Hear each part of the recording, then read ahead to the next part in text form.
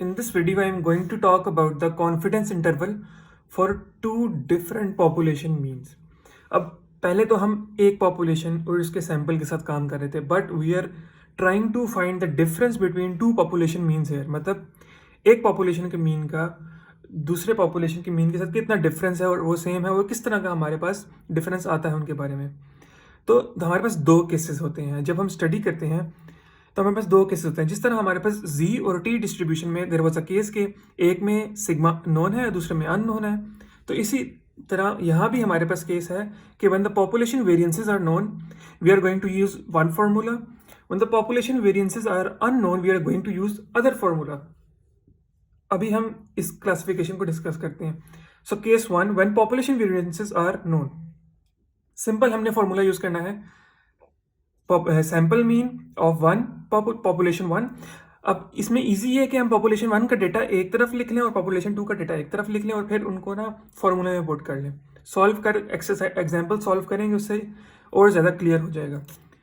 So sample mean of one minus sample mean of two plus minus Z is a normal distribution वाला factor हमारे पास, और one minus alpha by two error factor, मतलब ये हमारे पास वो reliability coefficient same, sigma one square divided by n one plus sigma two square divided by n to.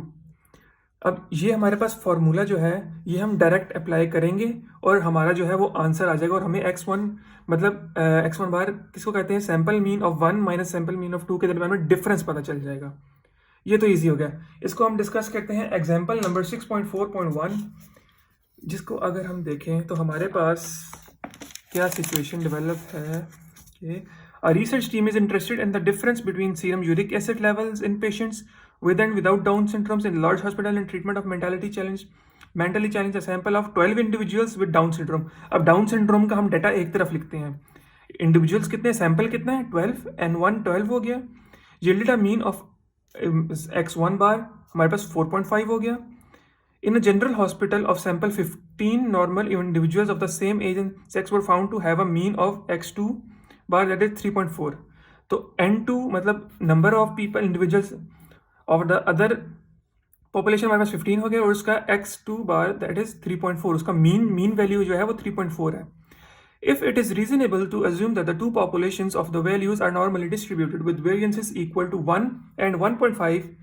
वो कह रहा है इसका 1 डाउन सिंड्रोम वाले का 1 है वेरिएंस और दूसरे वाले का 2 है.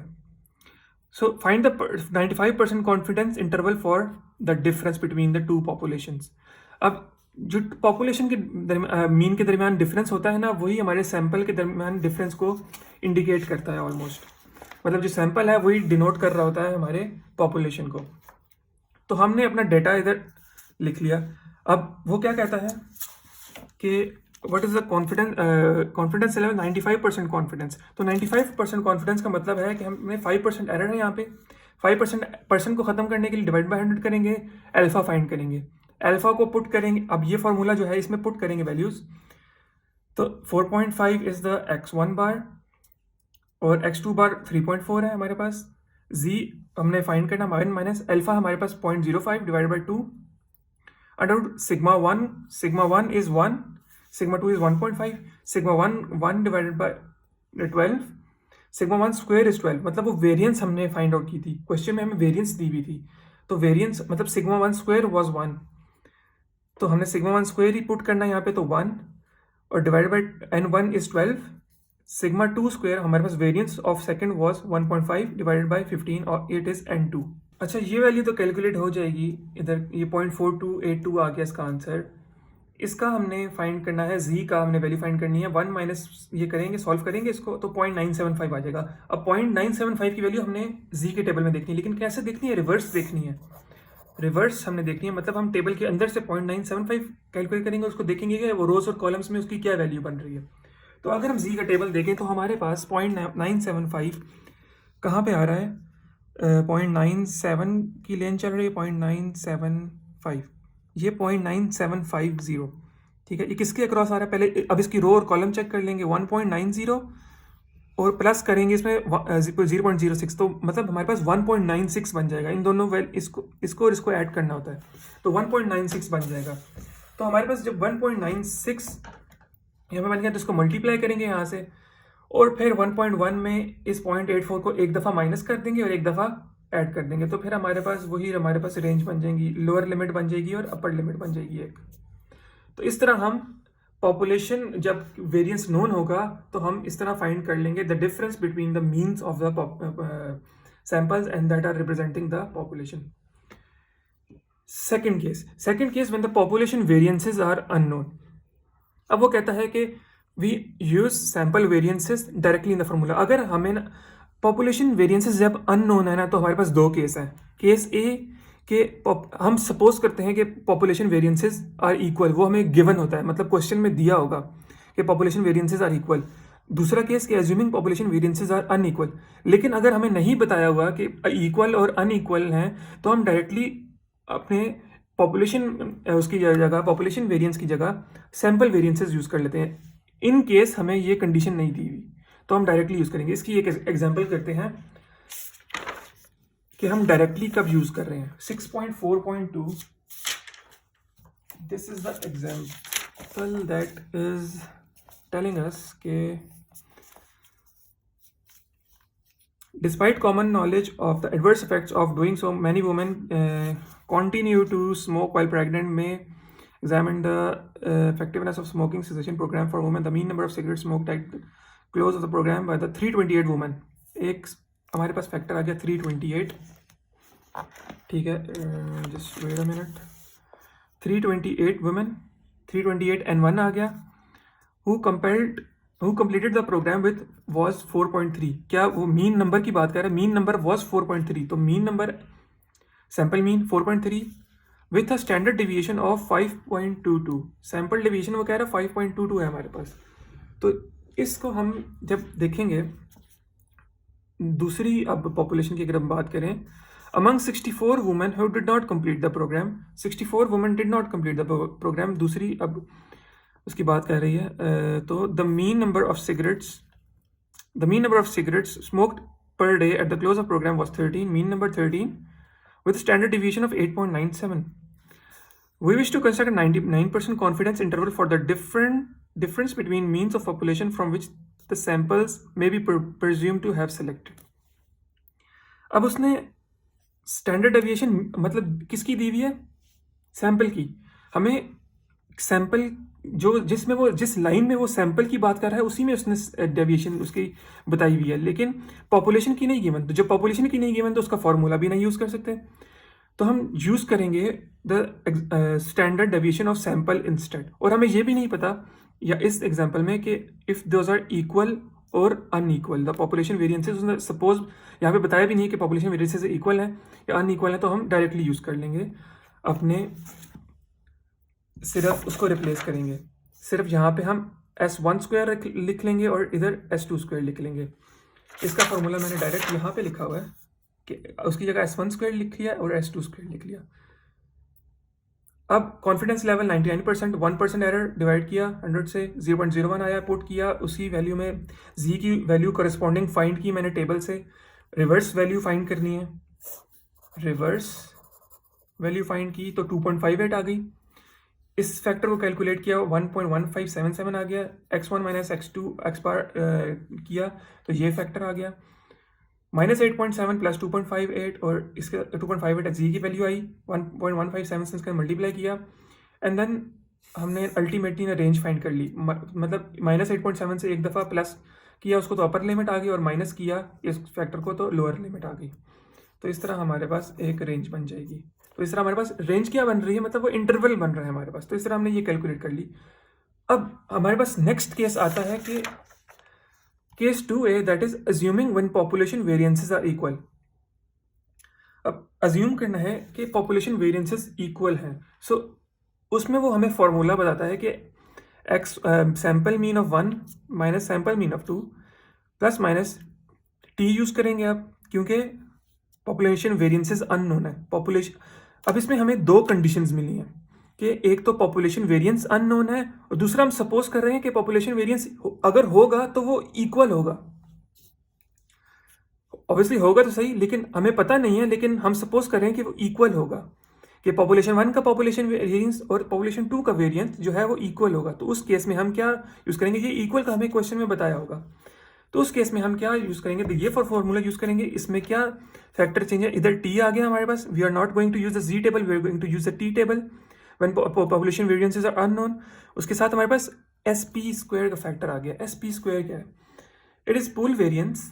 पूल वेरियंस हम कहते हैं कि हमें एक कॉमन पूल से हमें सैंपल बनाया गया है।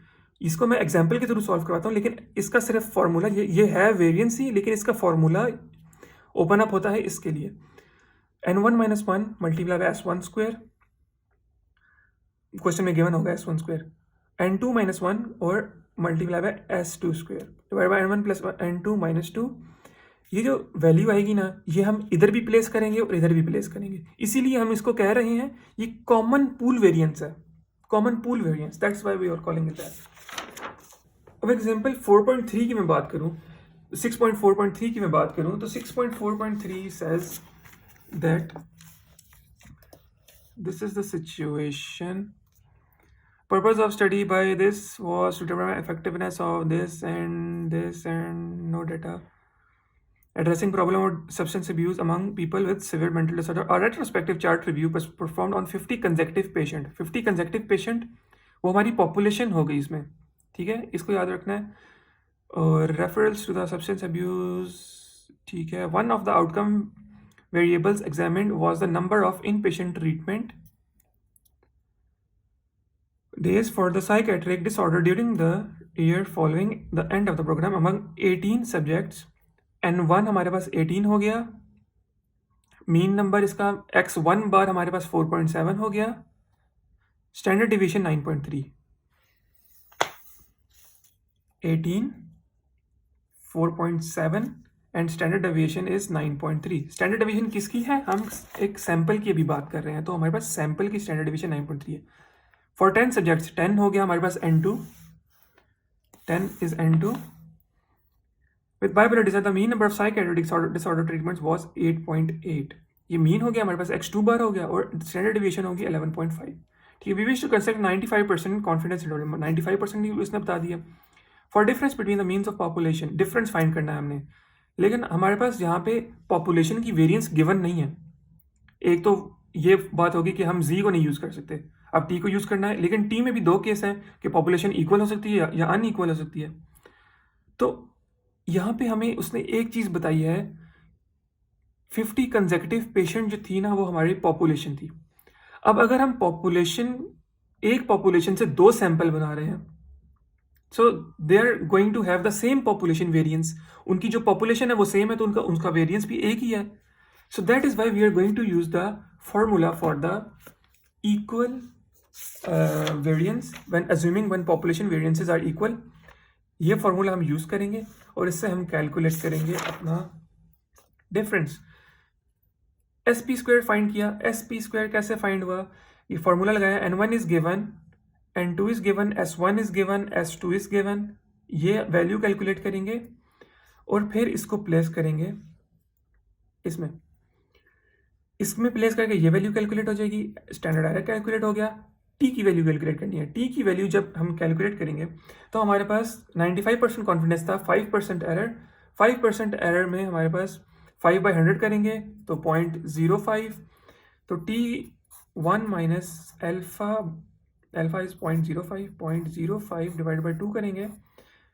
ये जो वैल्यू आएगी इसको हम फिर टी के टेबल में देखेंगे, टी के टेबल में डायरेक्ट देख सकते हैं हम। तो जब हम टी के टेबल में देखना, मैंने I have told that in the previous video, so you can watch that in the previous video कि टी के टेबल हम कैसे यूज़ करते हैं। टी के टेबल में हम देखेंगे जो वैल्यू आएगी उसको, इसकी जो वैल्यू आएगी इसको इसके साथ मल्टीप्लाई करेंगे, ये वाली वैल्यू हम डायरेक्ट कैलकुलेट कर सकते हैं 4.7 माइनस 8.8, तो अल्टीमेटली हमारे पास एक इसी तरह की रेंज आ जाएगी।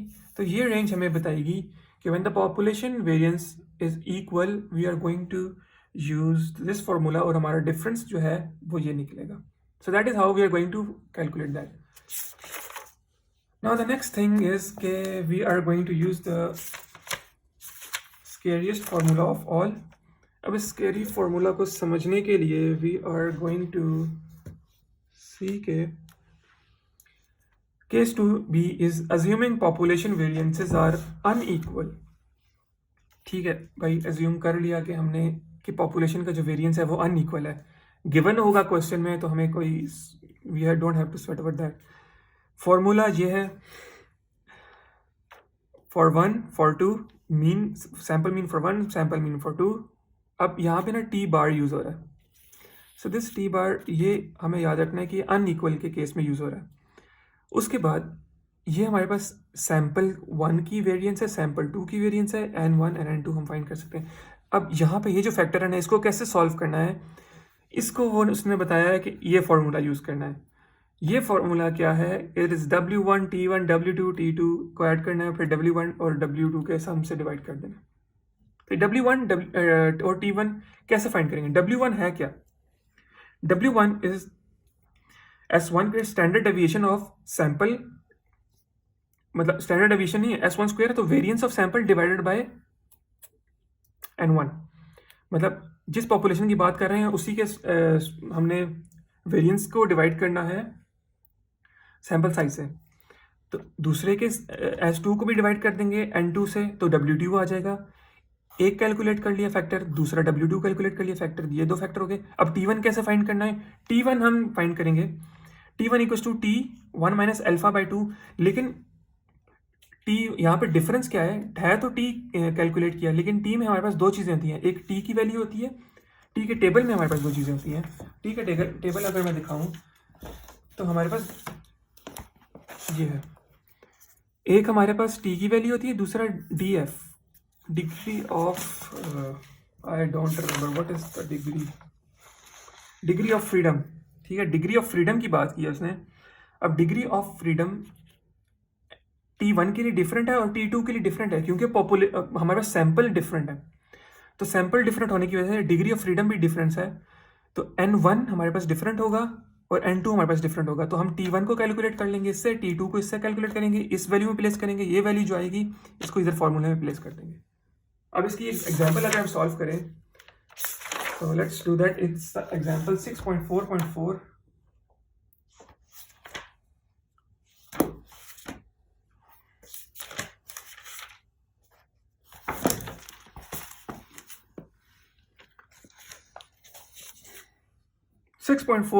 says let us re-examine from the previous one, ठीक है, recall that among 18 subjects with schizophrenia the mean number of treatment days was 4.7। Mean number schizophrenia की बात कर रहे हैं, पॉपुलेशन 1 की बात कर रहे हैं, ठीक है। Mean number of treatment days was 4.7, ठीक है, I get that, no worries. 4.7 और 18 N1 सैम्पल साइज, ठीक है। Standard deviation 9.3, standard deviation 9.3। In the bipolar disorder treatment of 10 subject the mean number of psychiatric disorder treatment was 8.8 with standard deviation of 11.5, और हमारे पास N2 size था वो 10 था, इसका group of 10 people, ठीक है। We assume that the two populations of the number of psychiatric disorder days are approximately normally distributed, ठीक है। Now let's assume however the two population variances are not equal। not equal का formula लगाना है, उसने बता दिया। we wish to construct a 95% confidence interval, 95% भी बता दिया, for the difference between the two means of population represented by the samples, ठीक है भाई, कहते हैं सॉल्व, नो वरीज। अच्छा, तो हमारे पास अल्टीमेट फार्मूला क्या है, ये फार्मूला है हमारे पास, ठीक है। इस फार्मूला में हमें क्या चीज़ चाहिए, S1 है, N1 है, S2 है, N2 है, लेकिन यहाँ पे ये T बार नहीं है। T बार को कैलकुलेट करने के लिए एक और फार्मूला यूज़ करना है। इस फार्मूला में क्या है, अब इस फार्मूला में W1 है, T1 है और W2 और T2 भी फाइंड करना है, ठीक है। चार चीज़ें फाइंड करनी है। तो W1 पहले कैसे फाइंड करेंगे हम, W1 के लिए हम S1 square divide by N1, ठीक है। S1 गिवन है और N1 गिवन है, फाइंड आउट कर लिया। W1 फाइंड आउट कर लिया। S2 के लिए W2 के लिए S2 square divide by N2, S2 का स्क्वायर लिया और N2 से डिवाइड कर दिया, ठीक है। तो W2 फाइंड हो गया, एक चीज़ ये फाइंड हो गई, एक चीज़ ये फाइंड हो गई। T1 के लिए, T1 हमने कैसे कहा कि T1 और T2 के लिए एक चीज़ डिफरेंट होती है कि डिग्री ऑफ फ्रीडम जो है वो फ़र्क कर रहा था, क्योंकि degree of freedom is N-1, तो N1 - 1 18 - 1 इसके लिए 17 होगा डिग्री ऑफ फ्रीडम, और इसके लिए हमारे पास 9 होगा। तो हम जब टेबल में देखेंगे तो हमारे पास डिफरेंट वैल्यूज आएंगी। टेबल में अगर हम देखें तो हमारे पास बेशक टी हमारे पास अल्फा सेम है। अल्फा क्यों सेम है? क्योंकि 95% कॉन्फिडेंस है, 5% एरर है। 5% एरर का मतलब कि अल्फा जो है 0.05 है। बेशक ये 0.05 है और इसका मतलब 0.9 समथिंग कुछ बनता है। जो अल्फा बन रहा है वो सेम है और टी की वैल्यू सेम बनेगी, लेकिन फर्क कहाँ पे आएगा? डिग्री ऑफ फ्रीडम में। T1 के लिए हमारे पास डिग्री ऑफ फ्रीडम 17 होगा, तो 17 के साथ कोइंसाइड कर जाएगा। T2 के लिए हमारे पास डिग्री ऑफ फ्रीडम 9 होगा, तो यहाँ पे 9 होगा तो यहाँ पे कोइंसाइड कर जाएगा। बेशक टी की वैल्यू सेम है लेकिन दो डिफरेंट वैल्यूज आएंगी। So that is how they are differing. तो जब हमारे पास W2, W1, T2, T1 find हो जाएगा, इस फॉर्मूले में पुट करेंगे। इस फॉर्मूले से हमारे पास टी बार फाइंड हो जाएगा। टी बार को हम प्लेस करेंगे इस फॉर्मूले में, ठीक है। टी बार फाइंड हो गया, इस फॉर्मूले में प्लेस किया, इसको कैलकुलेट किया। ये तो ईजी है कैलकुलेट करना, और ये भी डायरेक्टली हमारे पास गिवन थी। तो फिर हम इसको सेम उसी तरीके से सॉल्व कर लेंगे मैथमेटिकली। इसको मल्टीप्लाई किया, फिर उसकी रेंज फाइंड कर ली। इसमें से एक दफ़ा माइनस करके लोअर रेंज आ जाएगी, एक दफ़ा प्लस करके अपर रेंज आ जाएगी। So that is our answer. और this was the scariest formula that I have seen in this chapter, I hope so. So yeah, that is all about the confidence interval difference between two populations.